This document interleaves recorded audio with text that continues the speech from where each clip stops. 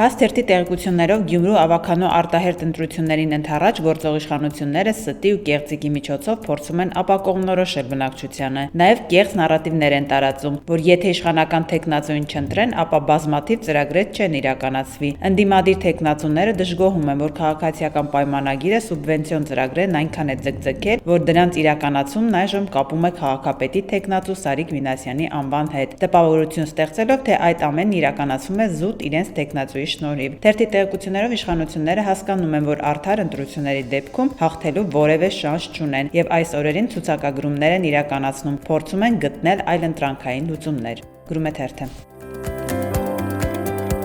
Իրավունք թերթը գրում է. Գյումրու քաղաքացիական պայմանագրի թիմը որքան էլ փորձում է ցույց տալ, թե կուռ է եւ ամուր, իրականում օր-օրի պառակտվում է։ Թիմի ներսում դժգոհությունները Սարիկին PR-ելու հարցով ել ավելի է սրվում։ Թերթի տեղեկություններով հատկապես լուրջ դեբոշ է սարքել ԿՊԱ-ական պատգամավոր Կարեն Սարուխանյանը։ Ի նշան բողոքի ասել է, թե չի մասնակցելու քարոզարշավին։ Գրում է թերթը։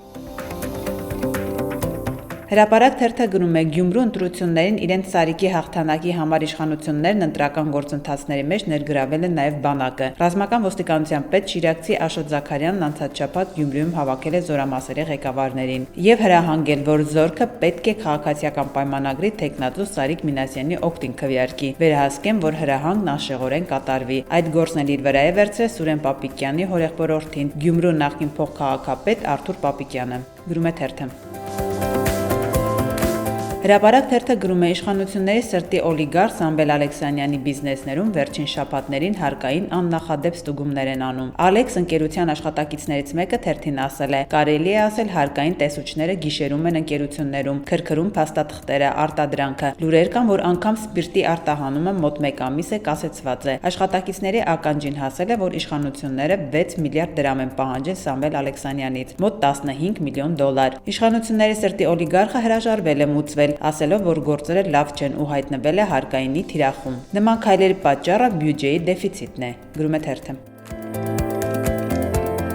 Հրապարակ թերթը գրում է. մարտի 25-ին խորհրդարանի հերթական նիստերի օրակարգում ընդգրկվելու է նաև նախկին ԿՊԱ-ական Հովիկ Աղազարյանին եւ Երևանի նախկին քաղաքապետ Պատիվ ունեմ դաշինքի падգամավոր Տարոն Մարգարյանին անձեռնմխելիությունից զրկելու գլխավոր դատախազի միջնորդագրերի քննարկման հարցը։ Պատիվ ունեմ խմբակցության падգամավորներն արդեն իսկ որոշել են չմասնակցել այդ նիստերին, հայտարարելով, որ գործ ունեն իրավական ֆարսի հետ։ Տարոն Մարգարյանն է նման ցանկություն հայտնել, որ ստիպված չլինի ամբիոնից բացատրություններ տալ եւ ենթարկվել ԿՊԱ-ների հարձակումներին, իսկ Հայաստան դաշինքում դեռ վերջնական որոշում չունեն այդ քննարկումներին մասնակցել-չմասնակցելու վերաբերյալ։ Գրում է թերթը։